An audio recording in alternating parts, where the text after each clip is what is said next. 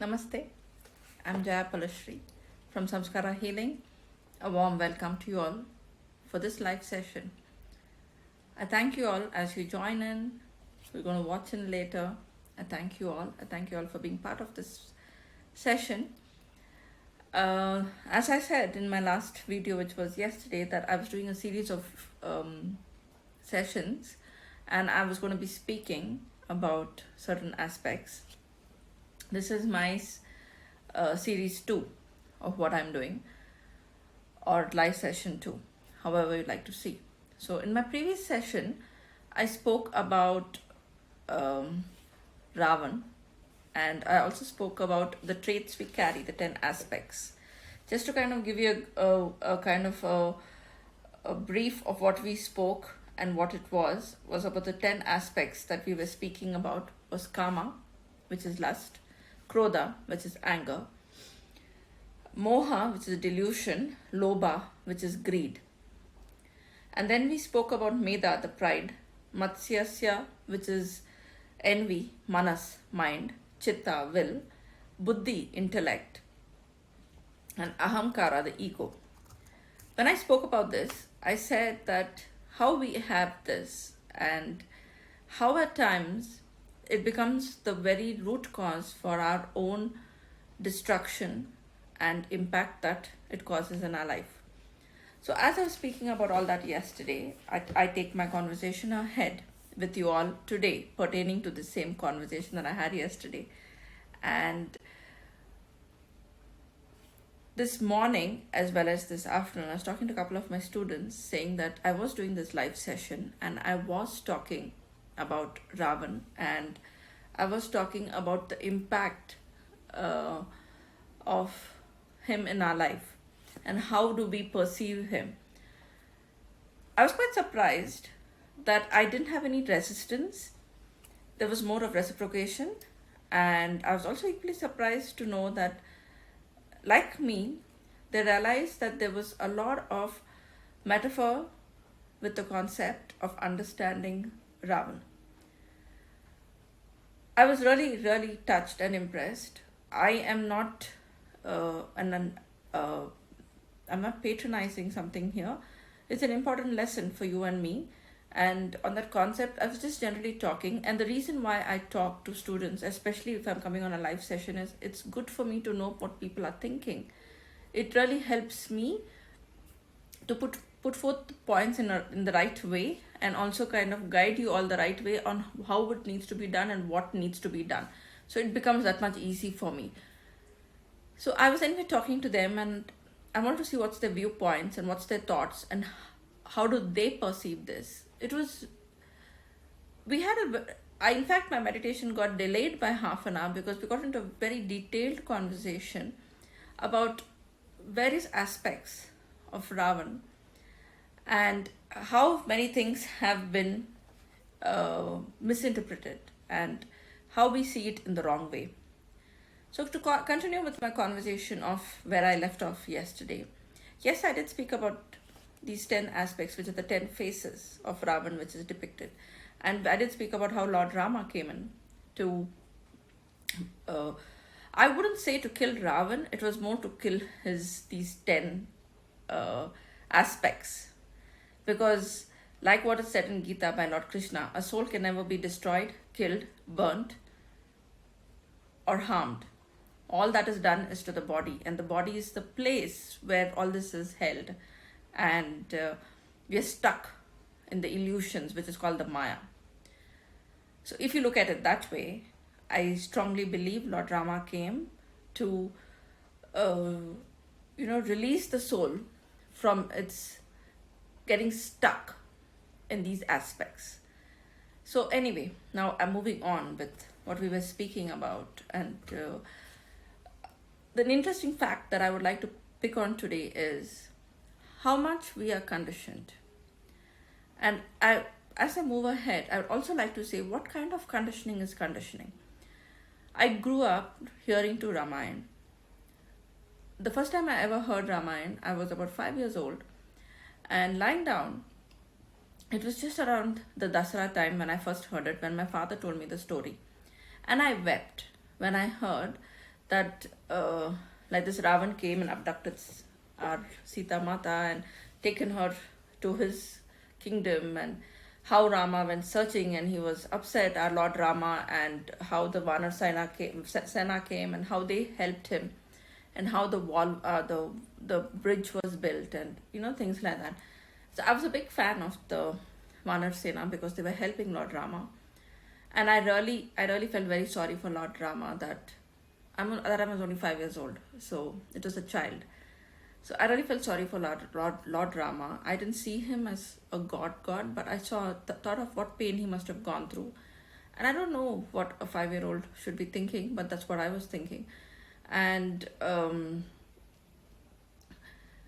was very angry. And I said, I don't like this man. He's so bad. Why did he do that to this lady? Poor lady.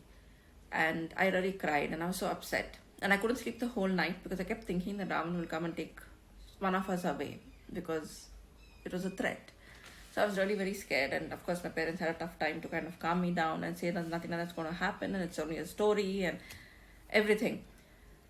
I grew up listening to it. I grew up believing that, we portrayed him as a demon. But the fact is, he's a half Brahmin too. His father, his father was sage Vishrava, and his mother was the demon who was Kaikeshi. But he was more known, and I'll get into the details later, but we all see him more as the demon than the sage, that side of it, which is kind of many people ignore and they don't want to even acknowledge. Every time there is this time of Dasara, a lot of messages come and a lot of things come where you have these long messages with you need to let go of these negative things, think about the 10 aspects of Ravan and these need to be removed and this needs to be replaced with this, allow this to come. A lot of these kind of messages come and we kind of get a lot of messages. Some of them we resonate, some of them we don't. We just forward some messages. We know it's there, but we don't acknowledge it. We don't understand it. We don't go in deep into the details of it. So today what I'm talking about is the conditioning that we all go through. So we've grown up, I'm talking about myself here, knowing that, this is good, this is bad, and you always stay with the good and you do not acknowledge the bad. And I did that all my life. And I think I did it at least sometime of my adulthood, where I never kind of acknowledged the bad and I always acknowledged the good. But when I started understanding, when I started moving on the path of spirituality and reading various philosophical books and some of our Vedic scriptures and things like that, I realized that what I'm thinking is my own perception of what I view the world. And when I'm not ready to acknowledge a demon who's the Ravan, how am I even going to acknowledge the Ram, which is also out there? It's very difficult. Only if you acknowledge the good can you acknowledge the bad, or only if you acknowledge the bad can you acknowledge the good. You just cannot acknowledge the fact that there's this and that's not there. It's good and bad are opposites, so light and dark are opposites. So if there is light, there's darkness. If there's good, there's bad, and it's there. But we are so conditioned, we are so programmed. We do not want to acknowledge the bad, and we just portray it as bad. But even the bad has good qualities which we fail to see. Unfortunately, we've come into a society where we believe that acknowledging certain things makes us move into a space where we may not get acknowledged by others. It is a debatable topic. You could come out and say, what on earth are you speaking? I understand, and I would listen to you because it is your perception against my perception, and that's all about it. But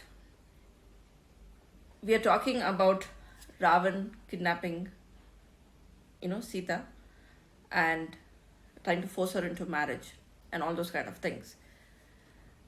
I ask you, in reality, we, on this day of where there are many, like during Dasara, and a lot of effigies of Ravana are kind of put up and they're burnt, and praises are sung for Lord Rama, for his victory, for everything.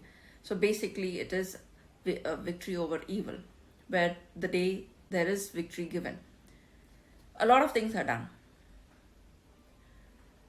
But in a society where we live, many times this becomes a controversial conversation, like I said, but it is questionable.